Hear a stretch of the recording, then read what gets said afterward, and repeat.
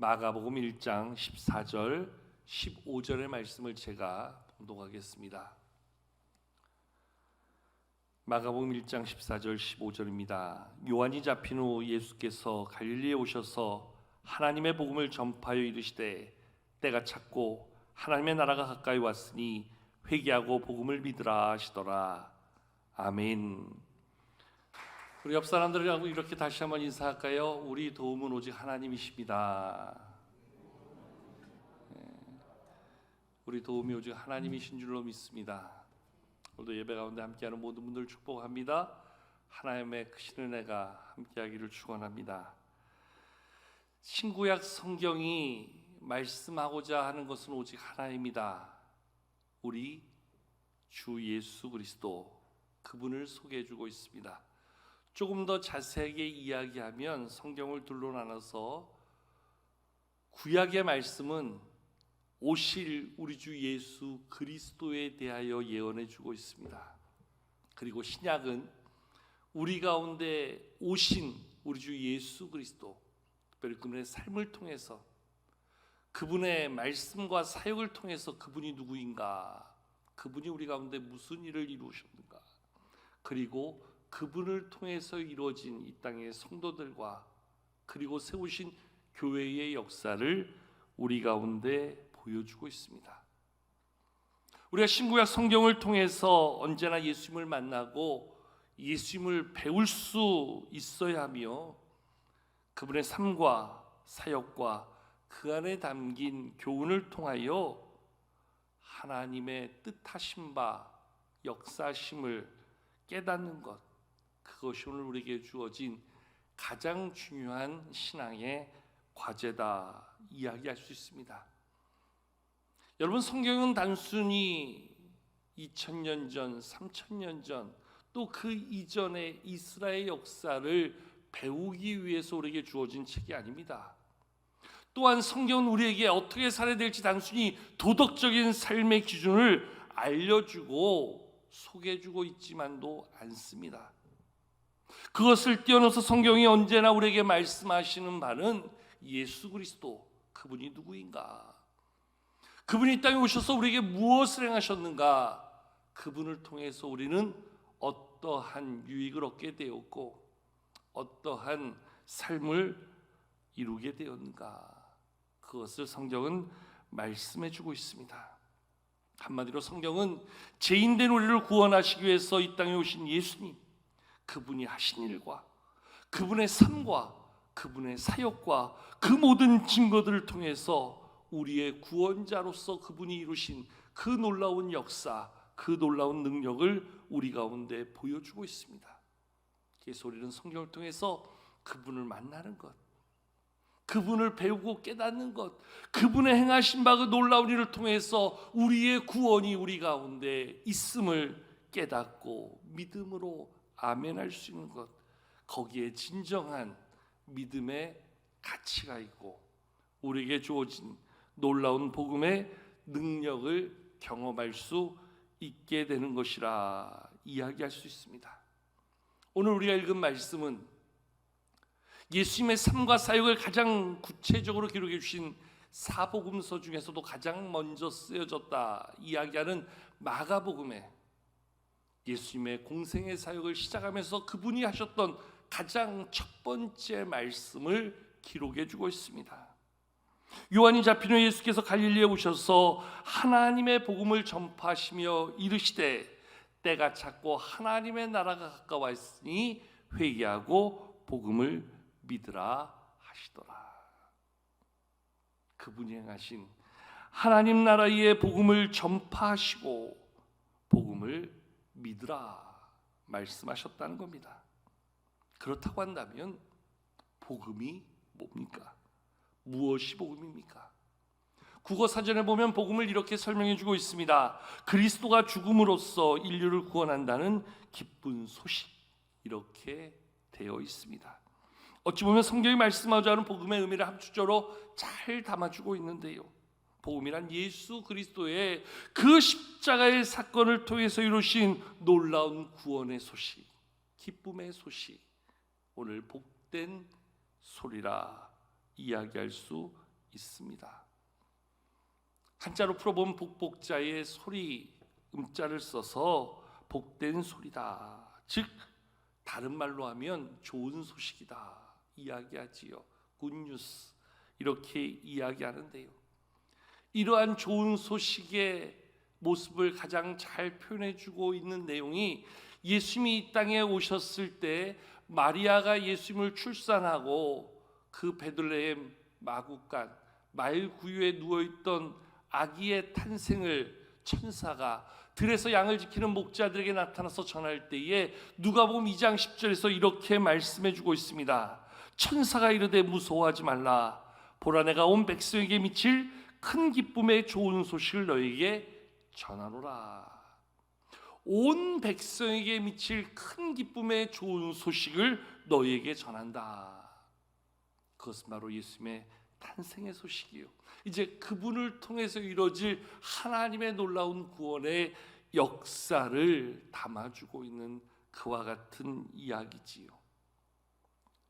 여러분들 사실 복음에 대한 그 용어의 정의는 고대 사회에서 그 전쟁의 상황 속에서 승리한 그러한 군사가 자기의 나라, 자기의 백성들에게 전쟁의 기쁜 소식을 전하는 것, 여기에 복음의 정의가 담겨 있는데요.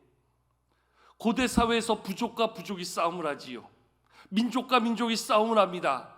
그러면 이기는 쪽이 있고 지는 쪽이 있겠지요. 전쟁에 나서 싸우는 사람도 있지만 뒤에서 그 전쟁을 지켜보면서 전쟁의 결과가 어찌 될까를 노심초사 기다리는 사람들이 있습니다. 왜 기다리냐면 단순히 이기고 지는 문제가 성패에 관련된 문제로 끝나지 아니하고 이기는 쪽에서는 지는 쪽에 모든 것을 차지하게 됩니다. 모든 것을 빼앗게 됩니다. 모든 것들을 다스릴 수 있는 그러한 권한이 부여됩니다. 그래서 모든 영토를 자기의 땅으로 차지하게 되고요. 그 땅에 있는 모든 물건을 자기의 전리품으로 얻게 되고요. 심지어는 그 땅에 있는 모든 사람들도 자기들의 노예로 부릴 수 있기 때문에 전쟁하는 모든 나라의 백성들은 전쟁에서 승리의 소리가 들려오기를 학수고대하면서 기다리는 거지요. 그런데 그 전쟁의 승리의 소리가 들려오면 얼마나 기쁘겠어요. 야, 좋은 소식이 왔구나. 야, 복된 소식이 왔구나. 우리가 이김으로 모든 것들을 차지하고 누릴 수 있고 우리는 지배당하는 자가 아니라 지배하는 자가 될 수 있구나. 승리의 기쁨을 나누는 그 좋은 소식, 복된 소식, 거기에 복음이 있다는 겁니다. 아담과 하와의 범죄 이후에 모든 사람들은 죄에 속박되어 살아오다가 예수 그리스도가 이 땅에 오시고 예수 그리스도로 말미암아 십자가의 놀라운 구원이 이루어지는 놀라운 그 영생의 축복, 또한 우리의 삶의 진정한 그러한 구원의 기쁨을 이야기하는 예수 그리스도를 통한 복음이 오늘 우리 가운데 주어진 가장 기쁜 소리라 이야기할 수 있겠지요. 사실 이 땅을 사는 모든 사람들은 다 좋은 소식을 들으며 살기를 원합니다.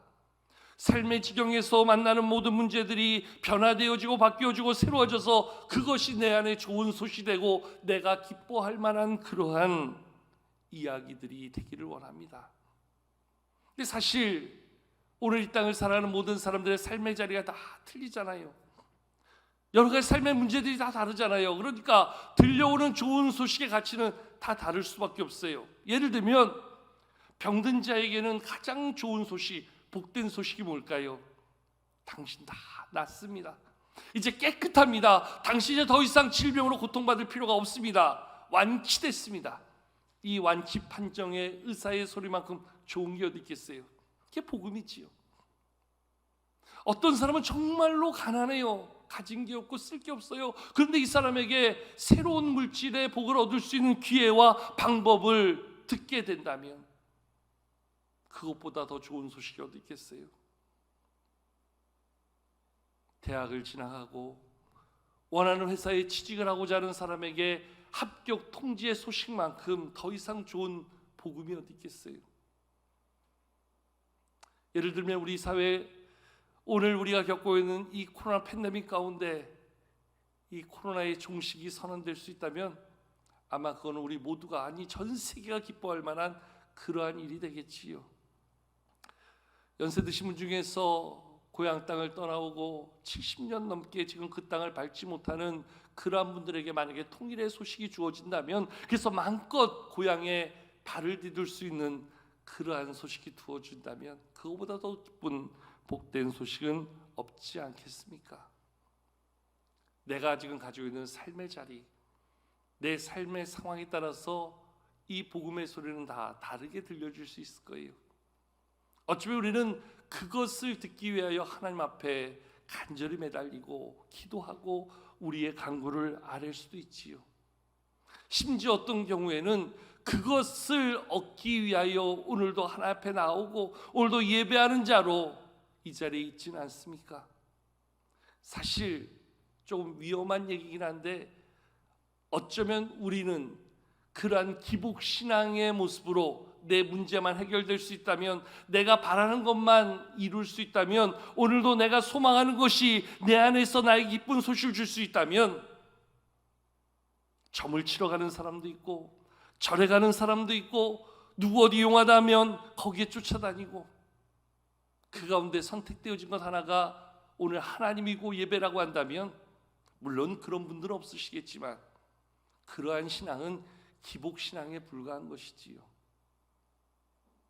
우리에게 주어지는 오늘 성경이 말씀하고 있는 진정한 복음의 가치, 진정한 복음의 능력은 우리에게 무엇을 이야기하고 있는가? 그리고 그 복음의 가치를 제대로 알고 복음의 능력을 경험할 수 있다면 오늘 우리는 이 땅에서 어떠한 삶을 살아갈 수 있는가? 사실 이 땅을 살아가면서 문제없이 살아가는 사람이 없지요. 앞서도 말씀드린 것처럼 다 다른 처지, 다른 상황, 다른 문제로 이야기하지만 우리 각자에게는 다 문제들이 있더라고요. 우리 가정에, 우리 자녀들 가운데 우리가 바라고 소원하는 모든 삶의 지경에 절실히 도움받기 원하는 많은 기도의 제목들, 그래서 우리는 하나님 앞에 기도하는데요. 여러분, 그게 오늘도 우리가 하나님을 찾고 하나님을 바라보는 근본적인 이유는 아니잖아요. 어쩌면 복음 중에 복음은 무엇입니까? 정말로 성경이 우리에게 말씀하고 있는 복음의 가치는 무엇이고 복음의 능력은 무엇을 이야기해주고 있습니까? 두말할 나위 없이 우리 가운데 우리 모두가 다 이 문제로부터 자유할 수 없는, 누구에게나 포함된 가장 근본적인 문제는 죄의 문제입니다. 구원의 문제입니다. 아무리 많이 배운 사람도 아무리 많이 가진 사람도 스스로의 힘으로 해결할 수 없는 이 문제, 이 문제는 우리의 죄를 씻어내고 영원한 생명으로 나아가는 구원의 문제입니다. 네, 이 인류 역사상 이 문제를 스스로 해결하는 사람은 아무도 없잖아요. 도저히 우리 스스로 해결할 수 없다는 걸 아시는 하나님께서 그 아들을 이 땅에 보내주셨잖아요. 그래서 이 땅에 오신 분이 예수 그리스도시잖아요. 그분이 이 땅에 오심으로 이 세상은 흑암 가운데서 빛을 보게 되었다 이야기하고, 그분으로 말미암아 온 세상은 하나님의 소망을 덧입을 수 있게 된 것이잖아요. 그분이 십자가에서 날 위해 죽어주심으로 나의 죄가 사하여지고, 사망 가운데 있던 그분이 다시 살아나심으로 우리는 영원한 생명을 약속받는 믿음의 은혜를 누리게 된 것이잖아요. 사실 이래서 우리가 예수님을 믿을 수 있는 것이고, 이 믿음 가지고 오늘도 감사함으로 이 구원의 기쁨과 감격을 가지고 하나님을 찬송하며 하나님의 은혜 앞에 또다시 우리의 마음에 주신 이 기쁨이 오늘도 우리로 하여금 하나님을 찬송하게 만드는 이유가 되는 거잖아요. 오늘 저와 여러분들에게는 이 기쁨이 있는 줄로 믿습니다. 여러분, 우리가 하나님을 믿으면서도요, 왜 그렇게 우리의 신앙이 기쁨으로 차지 못하고 우리의 신앙이 뜨겁지 못하고 우리의 삶의 헌신이 그렇게 어줍지 않은가? 이유는 하나예요. 주님이 내게 행하신 이 복음의 능력을 깨닫지 못했고 경험하지 못했고 오늘도 이 구원의 감격 속에 살지 못하기 때문이라는 거지요. 그분이 내게 해주신 이 구원의 놀라운 은혜, 이 복음의 기쁨을 아는 사람이라면 오늘도 우리가 예배하는 예배 자리가, 오늘도 하나님을 바라보는 우리의 믿음의 자리, 오늘 하나님께 드려지는 우리의 삶의 고백이 충분히 달라질 수 있는 것 아니겠습니까? 이미 저와 여러분은 하나님의 이 구원의 약속과 이 소망 가운데 있는 줄로 믿습니다. 이 놀라운 구원의 소망을 분명히 알고 분명히 경험하고 분명히 깨닫고 고백할 수 있는 우리 신곡의 모든 성도들이 될 수 있기를 먼저 축복합니다. 여러분, 이것은 우리의 힘으로 얻을 수 있는 게 아니에요. 이것은 우리의 능력으로 취할 수 있는 게 아니에요.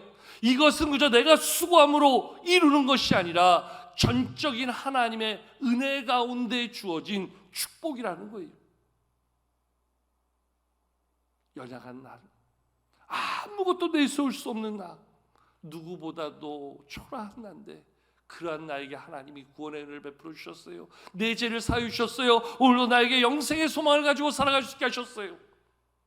그래서 우리는 십자가를 바라며 나의 죄를 바라보고 그 죄 가운데서 나를 꺼내주신 하나님의 은혜를 찬송할 수 있는 것이지요. 오늘도 내 죄를 사하여 주신 하나님의 은혜. 그래서 여러분, 예배 순서에도 보면요, 우리가 하나님 앞에 참회 기도를 드리잖아요. 그러나 우리들이 하나님께서 말씀으로 사죄를 선언해 주시잖아요. 그리고 나서 이제 우리는 하나님을 믿는 사람입니다. 하나님의 이 은혜 가운데 사는 사람입니다. 이 마음을 담아서 우리의 신앙을 고백하잖아요. 그리고 나서 우리가 이제 전체가 다 한 마음으로 찬양을 드리는 그 찬양, 그 자리가 가장 큰 기쁨으로 드리는 찬양이에요. 그 찬양이 우리의 힘을 다해서 드리는 찬양이에요. 그 찬양 중에서 정말 우리를 구원하시고 우리를 용서하신 하나님의 은혜가 있음을 깨달을 때 우리는 그 찬양에 뜨겁게 힘을 다해서 찬양할 수 있는 것이지요. 구원의 기쁨이 거기 있는 거예요. 복음의 기쁨이 거기 있는 거예요. 우리에게 주신 좋은 소식에 그 감격이 거기 있는 거예요. 그리고 나서 이제 오늘 우리의 문제는 그 다음의 문제예요. 여러분, 오늘 우리는 이 땅을 살아가면서 우리 앞에 당면한 많은 문제 때문에 얼마나 많이 염려가 됩니까? 얼마나 많이 걱정합니까? 얼마나 많이 두려워하면서 하나님 앞에 매달립니까? 하나님, 나 좀 도와주세요. 하나님, 이 문제에서 나를 좀 건져주세요. 하나님, 나의 이 질병과 이 아픔과 이 어려움 중에서 나를 좀 구원해 주세요. 얼마나 하나님 앞에 매달립니까? 그렇게 매달린 우리들에게 하나님은 응답의 복을 베풀어 주시기도 하고, 또 어떤 경우에는 하나님께서 우리에게 기다려 말씀할 때도 있고, 또 어떤 경우 하나님께서 아니야, 그 고난이 너에게 유익이 될 거야, 여전히 우리 가운데 우리의 강구하는 다른 하나님의 방법으로 여전히 우리를 고난 가운데 머무르게 하는 경우가 있어요. 그래서 많은 사람들이 하나님을 믿는다면서도 눈앞에 펼쳐져 있는 문제 때문에 기뻐하는 경우도 있지만, 감사하는 경우도 있지만, 때로도 아파하며 신음하며 정말 하나님이 나 사랑하시는 걸까? 하나님이 내 간구 가운데 응답하시는 걸까? 하나님은 나를 혹시 무관심함으로 버려두고 방치하고 내 기도 가운데 응답하지 아니하시는 것 아닐까? 이래서 낙심하고 절망하고 심지어 하나님을 향해서 원망과 불평을 쏟아낼 때도 있지요. 아마 이미 저와 여러분들에게 그런 경험들이 여러 차례 있을 수도 있어요. 내 기도는 하나도 들어주지 않는 것 같고, 나의 간구에는 항상 하나님 말씀하시지 않는 그런 하나님의 손길을 보면서 복음은 무슨 복음? 여전히 하나님을 향해서 원망과 불평을 쏟아낼 때도 있지요. 근데 여러분, 이렇게 한번 생각해 보셔야 돼요. 정말 주님이 오셔서 우리 가운데 보여주신 그 복음의 가치와 복음의 능력을 우리에게 나타내실 때, 주님이 이 땅에 오셔서 하시는 일이 그저 내 문제 하나, 지금 내가 원하는 대학 들어가고, 내가 원하는 취업하고, 내가 원하는 사람과 결혼하고, 내가 꿈꾸는 가정을 이루고, 내가 원하는 만큼 돈을 벌고, 내가 건강하고, 내가 오늘도 필요한 모든 것들을 얻고 누리고 즐길 수 있게 하는 것, 그것만이 전부이겠는가? 그것에 비하면 우리에게 정말 허락하신 구원의 이 놀라운 역사는 죄에서 우리를 생명으로 건져주시고 사망에서 영생으로 우리를 이끌어주신 하나님의 구원의 역사를 비교하면 비교 자체가 안 되는 거지요. 근데 우리는 여전히 하나님을 향해서 하나님 나 이거는 관심 없어요. 그저 지금 나의 문제가 해결되는 게 중요하고 지금 나의 문제 앞에서 내가 원하는 것, 내가 바라는 것, 내가 필요로 하는 것을 얻는 게 더 중요해요. 어쩌면 우리는 이렇게 살아오고 있지는 않았나, 우리 자신을 돌아볼 필요가 있다는 거예요. 평생 수고해도, 평생 힘을 다해도, 평생 나의 가진 것을 다 쏟아부어도 내가 얻을 수 없는 그 구원을 이루어 주셨는데, 그래서 구원의 약속을 가지고 살아가는데, 성경이 증거하는 하나님의 나라 영원한 집이 오늘 나에게 허락되어 있음을 말씀이 증거해 주고 있는데, 이제 그것을 보장받은 내가 이 땅을 살면서 조금 어려울 수도 있어요. 조금 문제에 봉착할 수도 있어요. 내가 원하고 뜻하는 바로대로 내 문제가 해결되어지지 않을 수도 있어요. 그런데 이 구원의 기쁨을 아는 사람은 그것 얼마든지 이겨낼 수 있는 것이고요, 그것 얼마든지 기다릴 수 있는 것이고요, 그것 좀 얼마든지 참아낼 수 있다는 것이지요. 이게 진정한 복음의 기쁨을 아는 사람, 복음의 능력을 경험한 사람의 모습이라는 거예요. 우리는 한번 내 안에 주신 복음의 가치가 무엇인가, 내 안에 주신 복음의 능력이 무엇인가, 하나님의 복음을 전파하시며 복음을 믿으라 하셨는데 그 내게 주신 그 복음이 과연 나에게 무엇을 나타내고 있는가. 여전히 우리는 하나님을 믿는다면서도 현실의 문제의 급에서 그것을 이루기 위한, 그것을 해결하기 위한 그것의 문제 앞에서 그저 하나님을 우리가 활용하는데 모든 것을 다 하고 있는 것 아닌가. 정말 하나님께서 주시고자 하는 것, 하나님께서 우리에게 베푸신 것은 전혀 관심 두지 아니하고 그저 내 기준, 내 방법, 내 필요에 따라서 그저 하나님을 찾고 하나님을 바라고 있는 것은 아닌가. 물론 그렇다고 해서 하나님께서는 우리의 현실의 문제를 다 무시하시고 외면하시는 분은 아니에요. 중요한 것은 내 현실의 문제 앞에서 내가 원하는 것과 하나님이 계획하신 것과 얼마나 일치하고 있는가. 정말로 하나님께서 내게 이루시고자 하는 것과 지금 내가 바라는 것이 얼마나 동일한가. 여기에 중요한 포인트가 있는 것이지요. 여러분, 자녀를 키워보신 분들, 어릴 때 자녀를 키워보면서 한두 번은 다 겪어보셨을 텐데요, 여러분도 한번 과거의 추억을 떠올려 보세요. 자기들이 원하는 것 아빠로서, 엄마로서, 부모니까 다 들어줍니까? 아이들이 원한다고 하니까 아이들이 원하는 것에 대한 가치를, 목적을, 필요를 생각하지 않냐고, 그래 네가 원하니까 다 해줄게, 이렇게 하신 적 있으신가요? 어쩌면 아이를 키우시면서 그래 좋아, 그리고 반응하기보다는 안 돼, 때론 기다려,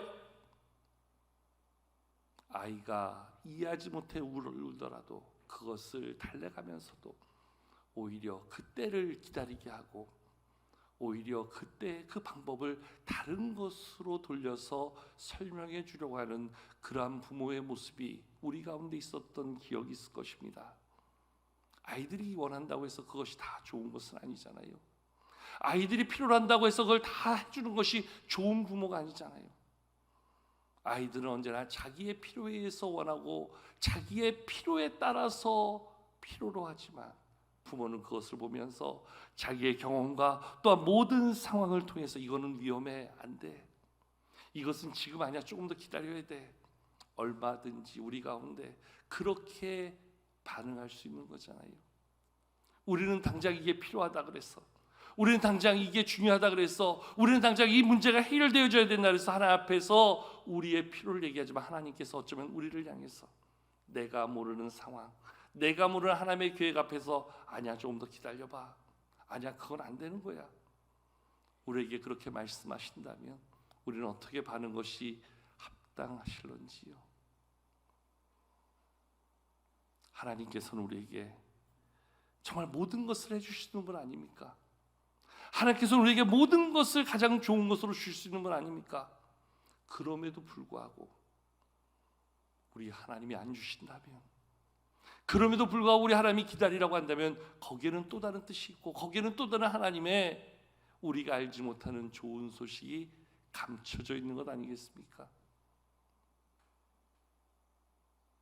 하나님께 주신 가장 좋은 것, 하나님께 주신 가장 귀한 것을 이야기하자면 구원의 은혜만큼, 구원의 축복만큼 더 중요한 것, 더 귀한 것이 어디 있겠어요?